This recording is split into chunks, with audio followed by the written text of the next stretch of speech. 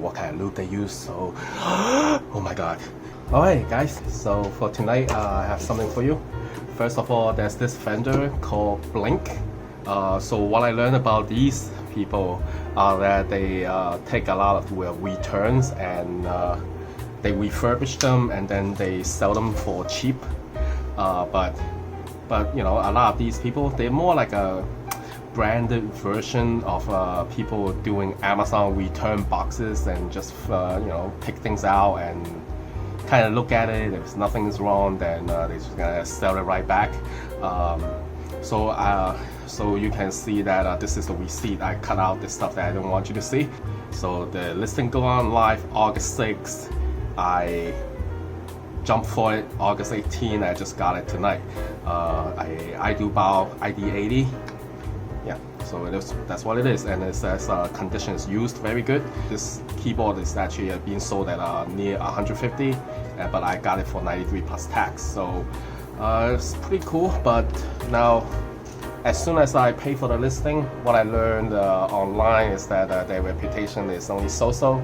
Most common issue is that they overrate their conditions. So sometimes they will rate an open box as new, and sometimes they'll rate their heavily used item as refurbished, even though nobody even touched it. As a huge retailer, you don't have staffing that like knows exactly how to handle every kind of merchandise, so I doubt they really do much when they say refurbished. So today I'm gonna open this up and see what we got. As you can see, it's already opened. ID80 75% kit is purple color. There's no other choice in color, so it is what it is. I'm sure I can work with it if it's good enough. Screws, additional electronics parts. I think this is these are the resistors, and these are the hot swap sockets. A cable, and here's the meat. So let's take it out and take a look. Actually, I already taken it out before, but I put it back in to do this video. Now, so here's your purple I do bow ID80. 75% keyboard, so it's listed as used condition, so somebody must have touched it. And as you can see, the stabilizer is already been installed and lubed. I don't know what kind of lube they use, so oh my god. But no, it looks okay. But you know, whoa, what do we see? What do we have here? A loose hot swap socket, so that means it's probably a little broken, but given that they actually pack in these hot swap sockets for you, so I think it's actually a common occurrence. Let's see if I'm able to get that fixed. If I can, then maybe it's a keeper. Otherwise, I might have to return it. Oh, so it's a good time to mention these guys. They do offer pretty generous return policies. So looking from the outside, actually no visible damage. So I guess other than this loose little socket in there. Alright, so remember, when it comes to buying these used and refurbished products, your mileage may vary.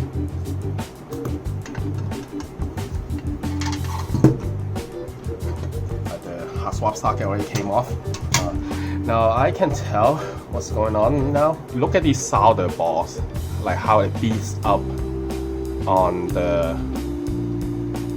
pad but got nothing under it. So I think the previous user couldn't figure out how to solder it. Let's find the open slot right here. The escape key right here is open, and you flip it to the back. Look at all these sockets, they look fine. Check out the these little SMD components and make sure nothing is missing. If they're missing, they give you these spares.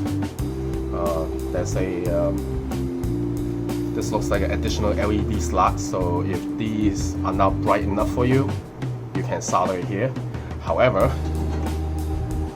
this is not a transparent case, so none of these LED matters. And there are these through-hole LED spots, so if you do put them in, you may lose hot swap abilities. So I don't know what these LEDs are for, but look, we found this. So as you can see, the pads are actually completely intact. You see the shiny copper stuff. So I think whoever got this just couldn't solder right. So I got lucky. Like I said, your mileage may vary. So the next step is to test out your PCB, make sure it works. I think the plate and the housing is just fine. What you see is what you get, no scratches, nothing. So I'm just gonna have a quick look at the PCB, and as you can see, the last person just couldn't handle any of these, so I'm gonna have to clean this up. And these are for probably, if anyone knows, tell me. I think these are for LEDs. LED slots, LED slots. Here's a reset switch. Here's another header. No labels.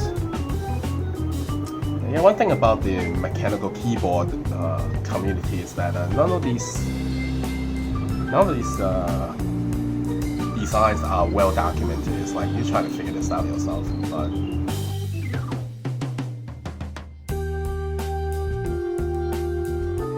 I wonder what this is. It's not being cleaned up. It looks like some kind of flux. So yeah, it has definitely been handled.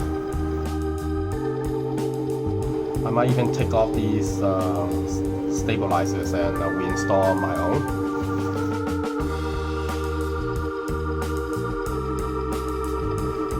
Might as well also do a band-aid now.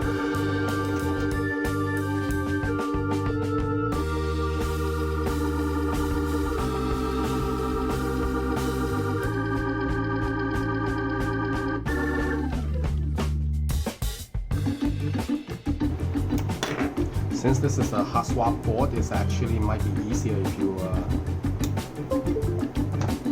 do your test from underside. Yep. So the escape key is responding. That's good news. Escape. F1, F2, F3. This is the function key.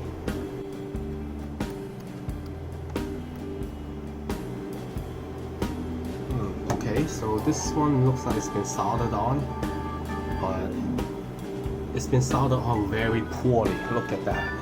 Look at that. Look at that ball of solder. What the heck is this guy doing?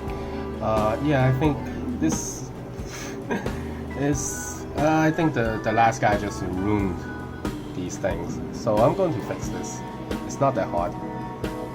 Definitely, I need to fix this. This is the letter T and letter Y.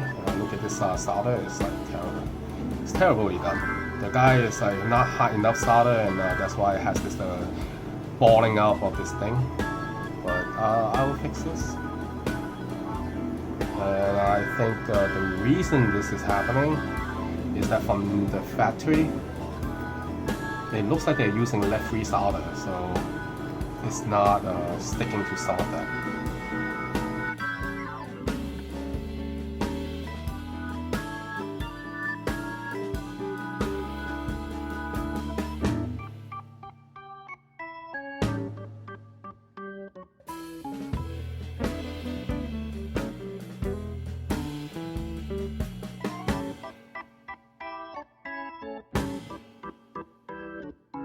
Like, oh my god, I think there is some issue with these solder joints. I tried to push one of these switch in there and it already popped off some of these solder joints. So I will have to look at each of them and give it a little reflow. Yeah, it's weird. I mean, the company already warned us not to use too much force, but I really didn't use that much force. So.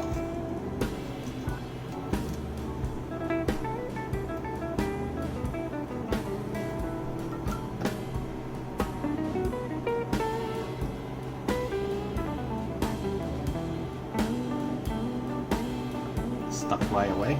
Cool. Other side.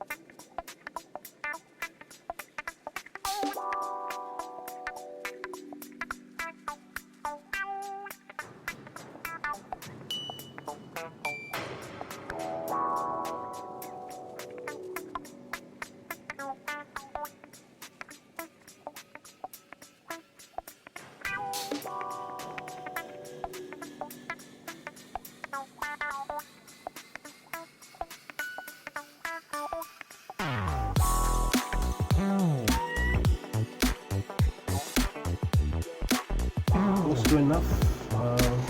So let's install this. So this is the top case and plate integrated. And what I'm gonna do now is to screw this in.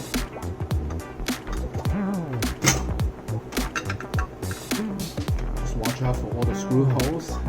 That has a little golden circle around it, which also serves as grounding.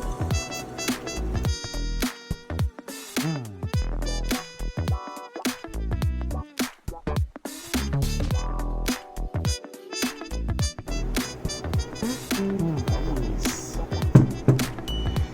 So now you have two options at this point. Now you can close off the case and then install the switches. But for a lot of hot swaps, I think for your initial install, you should leave this open so you can put some finger on the back before you push the switch in.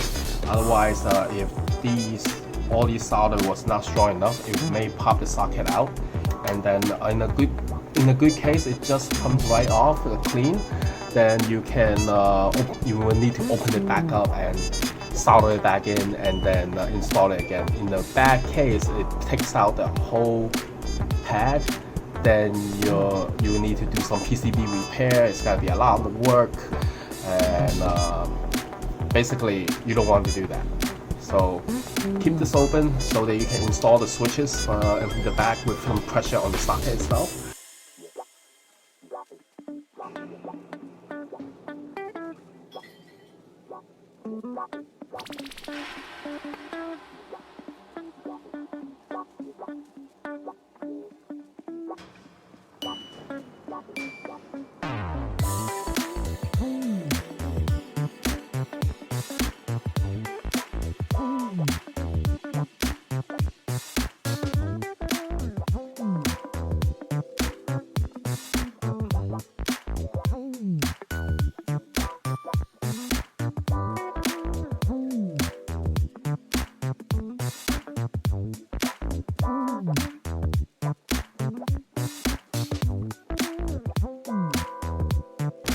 Tonight I'm not going to install the whole thing because I don't have enough switches, but I will probably just install enough to play around with it.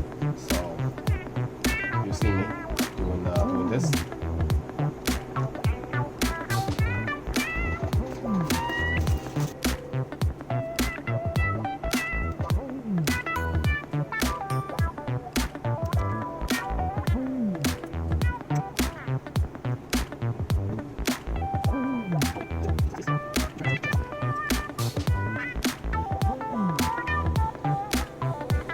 Alright, that's it for today, and I hope you enjoyed this. See you again next time.